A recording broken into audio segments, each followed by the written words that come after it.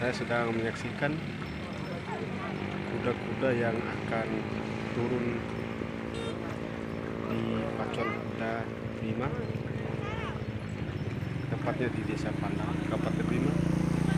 Akan dimandikan terlebih dahulu, dimandikan langsung dalam laut,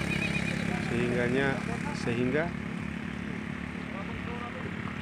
sangat asik sekali, sangat ramai sekali kuda-kudanya. Seakan-akan kuda-kuda ini sedang bermain.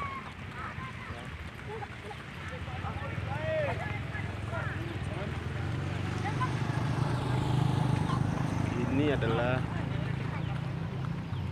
kuda yang